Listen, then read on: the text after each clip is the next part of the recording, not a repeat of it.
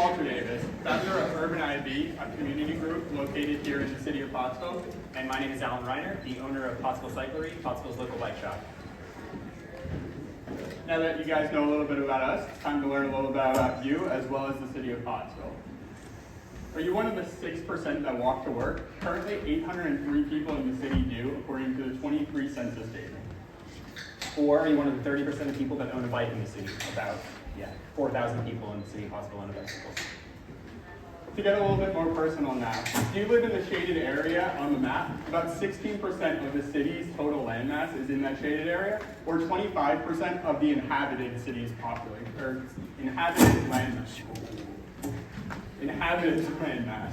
And you might be wondering, why does any of this matter? And the reason is because we're here today looking for partners to help create the Pottsville Greenway, or a 2.5-mile trail that will bisect the city of Pottsville itself.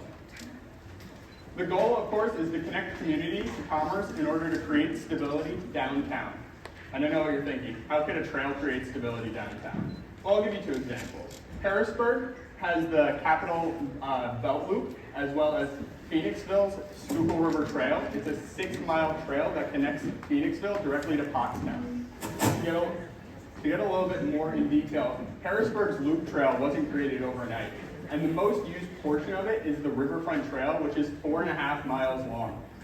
On average, it sees more than 200,000 people use it per year, and to put that in perspective, Harrisburg's population is only 50,000. Phoenixville, on the other hand, is much more comparable to the city of Pottsville. Their population is 19,000 versus our 13,000. However, their 6-mile trail sees more than 110,000 users per year.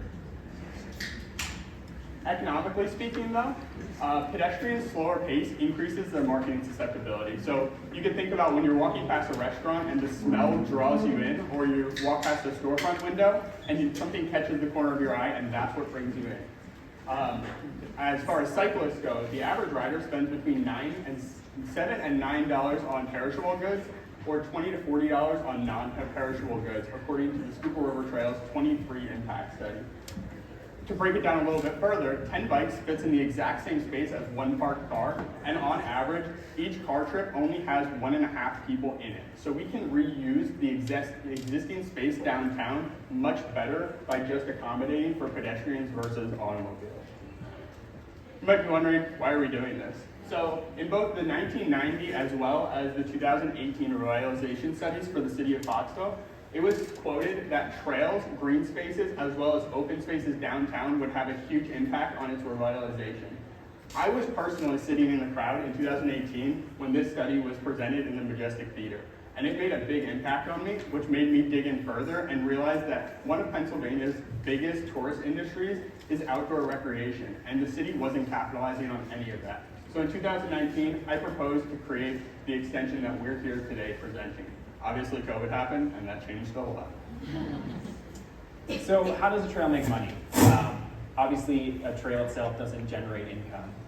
But one of the ways that we see the trail being used to generate revenue is to host a race called City Cycle 17 that used to exist in the city of Pottsville. And then a few years ago, through a series of factors, stopped taking place. And so we plan on bringing back this race this year and use the profits from that to generate money for trail maintenance as well as continued development of this bike path and walking path. So the city cycle race broken down a little bit. The race itself will comprise 5 laps around a 3.5-mile course, utilizing the existing JFK trail as a portion of the race. We plan on having early registration downtown the week prior to generate interest and business to our downtown businesses. The day of the race, there'll be vendors, live music, entertainment to engage the crowds and create things for the audience as well as residents. In addition, the race will be a USA cycling event. Currently in Pennsylvania and West Virginia, there are 14 sanctioned events a year. And so this 15th race will be a significant event for that race calendar that's taking place in Pennsylvania and West Virginia. So this is a brief kind of overview of the course. The existing JFK trail is sort of in this area. And so it'll come up 18th Street, come around the high school complex, use North Farm Road, and these 5 laps of this course. So kind of a brief overview of how we expect the financials to break down for the race. Obviously, there's quite a few fees and things that we have to pay for. In terms of profit, we expect through race registration and sponsorship to generate about $7,000. in our first year, with that number increasing in years to come as the race gets bigger and bigger.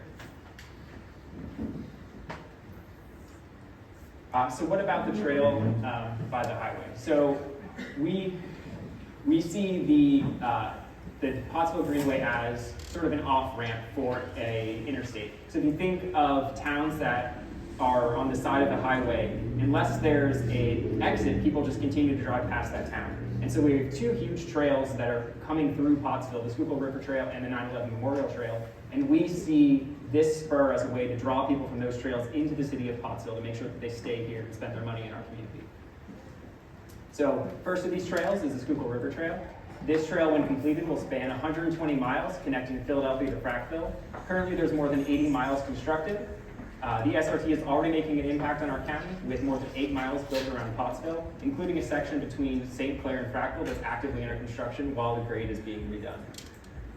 This is a map showing the proposed route for the Schuylkill River Trail as it comes through Pottsville. So the blue line is the Schuylkill River Trail, whereas the green is our proposed Pottsville Greenway. So you can see that they connect on Center Street, allowing users of the Schuylkill River Trail to exit and enter into Pottsville, as well as allowing our residents to more easily access the Schuylkill River Trail from their homes without having to drive to a trailhead.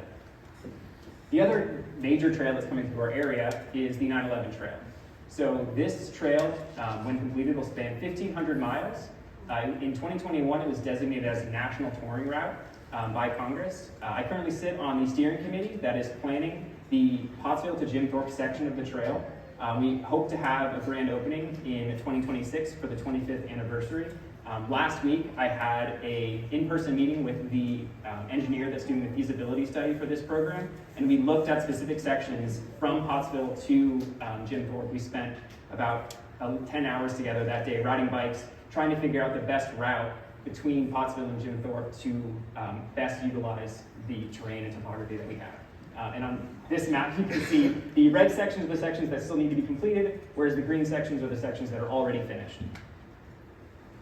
How long would it take us to build out the trail? So we broke the trail itself into 4 sections, and each one has its own hurdles to overcome, as well as huge advantages to building them out.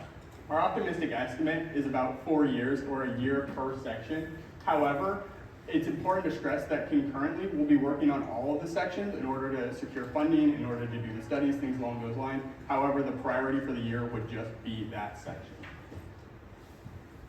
In year 1, we would be looking at the 16th Street connection. So coming from the existing JFK Trail up to 16th Street, it's about 800 feet, and 680 feet of it is roadway that we would be narrowing from 40 feet down to 22 feet, adding 27 parking spaces along the road, which would act as a buffer, as well as a post and rail fence for the trail itself, which would then segue us to the 120-foot ADA grade that would bring us down to down to the JFK complex, which sits 14 feet below the road grade.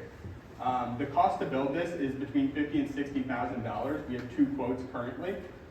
And it would create access for the school district, who just received a state grant to create a bike program for their middle school. They received 35 bikes, and the middle schoolers will essentially be doing a physical education class where they get to ride bikes instead of, let's say, playing dodgeball. This would create that access to the JFK complex as well as the trail.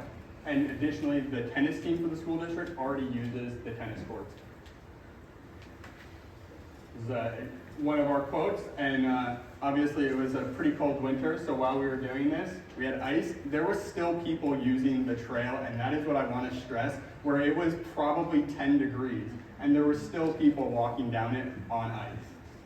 In year 2, we'll be focusing on the railroad property, which will connect the end of the JFK Trail to Marlin, as well as connecting it directly to the roller roofs, Honeywell, which is a huge employer, as well as the urgent care.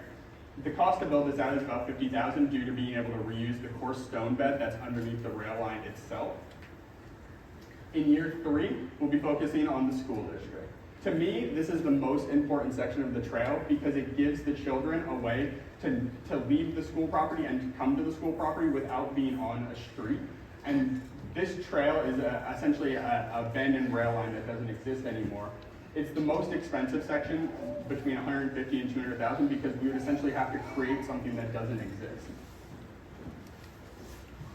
In year 4, it's the downtown section. It's what everyone's looking forward to. We'd be reusing Division Alley and essentially taking that 3/4 mile long alley that's broken and parsed together and connecting it completely. And this would give the city a way to flow from one end of it to the other without having to use the road system that's already built. And this is the mass and mass transit that brings the critical volume downtown, and that's the resurgence and the life that comes into the downtown. And we see that with Phoenixville, where their trail is literally sistered with their downtown, and people have a way of getting from point A to point B without driving, and that's where we really can see the volume of downtown pick up.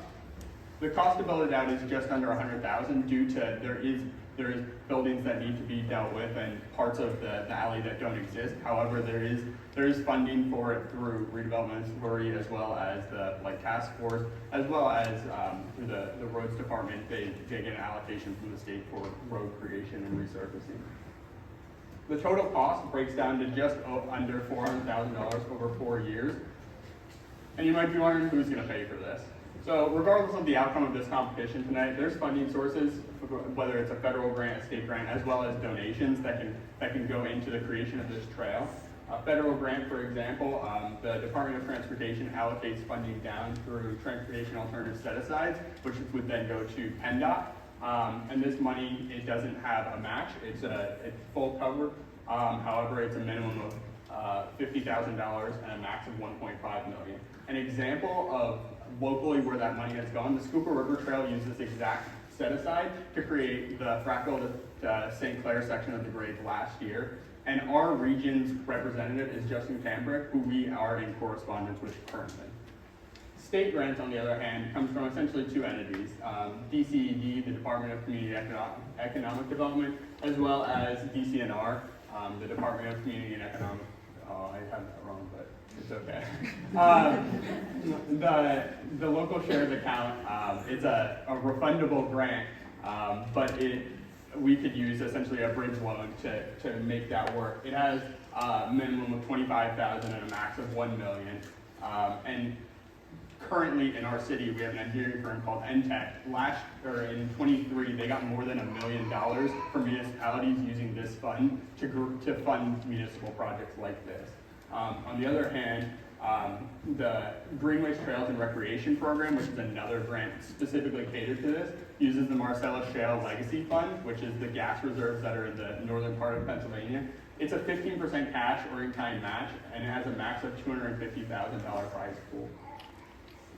To put it in perspective, though, our worst case scenario here is a 15% match, but when you break down the cost, it makes things much more comparable. When you're fundraising for 15% versus 100%, it means we're not raising $400,000, we're raising just under $60,000. To capitalize on this, regardless of the outcome of this, we created a petition to show the community's support for this project. In under a month, we have gotten more than 774 petition signatures, which is just under 6% of the city's total population. It has more than 9,000 petition views and 300 petition shares.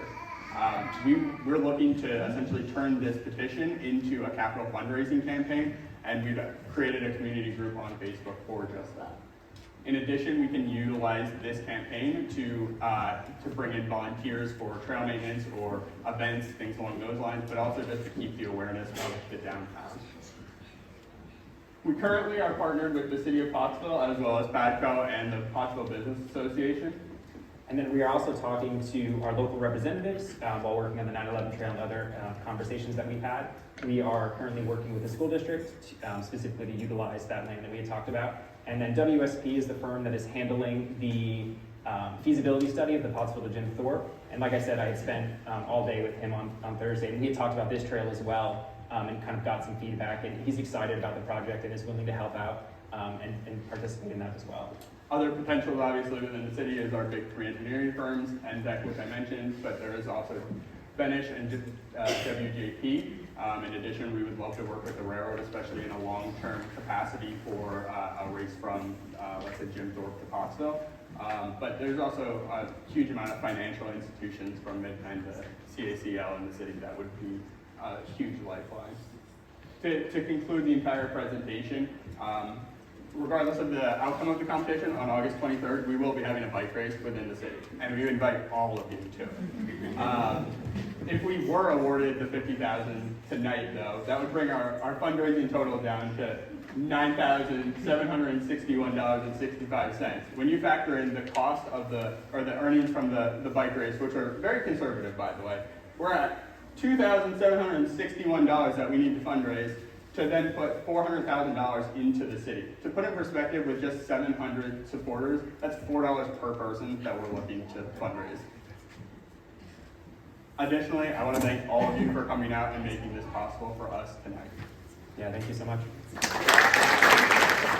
So my question is for like maintenance, like the long-term goal of this. How will it be maintained, and is it relied solely on volunteers?